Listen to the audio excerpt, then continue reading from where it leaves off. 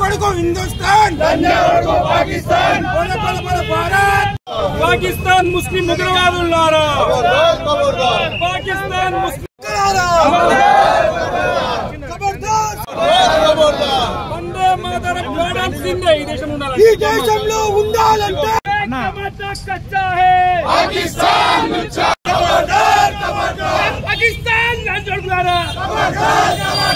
భారత్ మాతా key Bharat మాతా key జై జై వందే మాతరం ఖబర్దార్ ఖబర్దార్ భారత్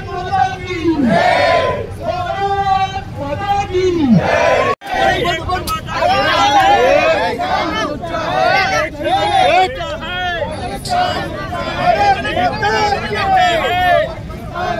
భారత్ మాతా కీ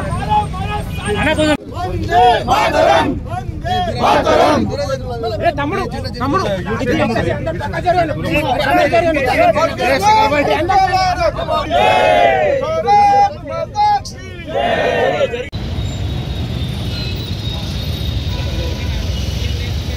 భారత భూభాగమైన హిందువుల భూభాగం 600 సంవత్సరాల క్రితం మా కశ్మీర్ మీద, మా హిందువుల మీద అందరూ పర్యాటకులు అంటున్నారు. పర్యాటకులు గారు వాళ్ళు హిందూ పర్యాటకులు మాత్రమే దౌర్భాగ్యపరమైన దాడి జరగడం, మరియు ముఖ్యంగా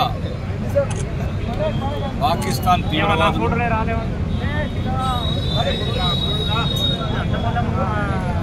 పెహల్గాంకి వచ్చి అప్పుడే పెళ్ళైన 3 పెద్దలు, మరి ముఖ్యంగా ముస్లిమ్స్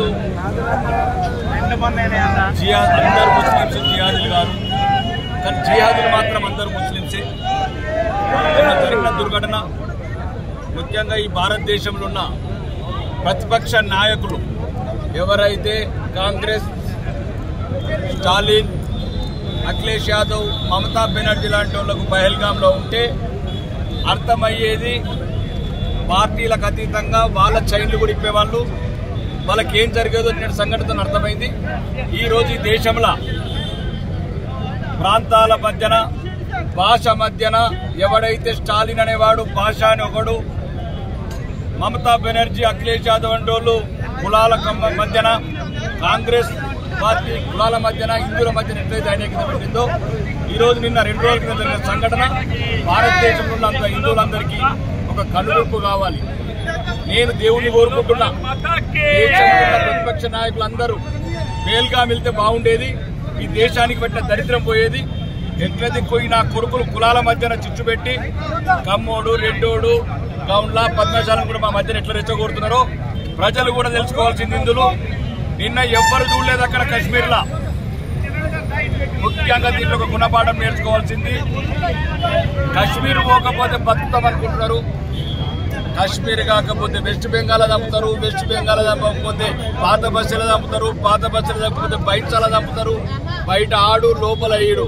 కాబట్టి హిందువులందరూ ఒకసారి కనువిప్పు కావాల్సిన సమయం ఆసన్నమైంది, కనువిప్పు కావాల్సిన సమయం ఆసన్నమైంది. హిందువులందరూ పార్టీలకు అతీతంగా, ముఖ్యంగా ఈ రాష్ట్రంలో ఉన్న కాంగ్రెస్, బీఆర్ఎస్ పార్టీ నాయకులకు చెప్తున్నా, ఇప్పటికన్నా మారండిరా మీరు. చచ్చింది హిందువులేరా, బీజేపీ, కాంగ్రెస్, బీఆర్ఎస్ కాదు, చంపింది హిందువులని.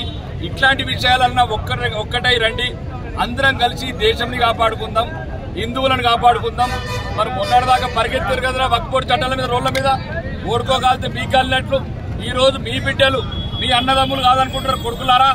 రేపా గోళీలు ఆర్మూర్కి వస్తాయి, ఆ గోళీలు ఎర్రవెల్లి ఫామ్ హౌస్కి వస్తాయి, ఆ గోళీలు రేవంత్ రెడ్డి కొడంగల్కి వస్తాయి. అప్పుడు కానీ మీ పైన్ తిప్పి కాల్చేదాకు మీకు జ్ఞానోదయం కాదు. కంపల్సరీ ఈ రోజు భారతదేశంలో ఉన్న హిందువులంతా ఒకటి కావాల్సిన అవసరం ఉన్నది.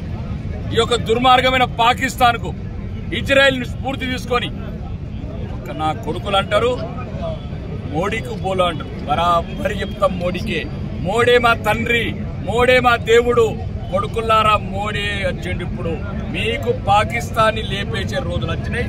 ఎక్కడ కూడా మిమ్మల్ని ప్రపంచ పటంలో కనబడకుండా చేసే రోజులు వచ్చింది. ఇక ముందు కూడా హిందువులు కూడా మారాలి. ఆడవాడు సెక్యులర్ అని చూడలేదు, కాంగ్రెస్ అని చూడలేదు, ఏ పార్టీ అని చూడలేదు. హిందువులైతే చాలా చంపిండు. ఇంకా కొత్త విషయం ఏంటంటే క్రిస్టియన్స్ కూడా చంపారు. జెన్నిఫర్ భర్త ఏడుస్తుంటే కాళ్ళు పట్టుకుంటే 2 ఏళ్ల బిడ్డ ఉన్నదనుకుంటే కూడా కాళ్ళు వదలేదు.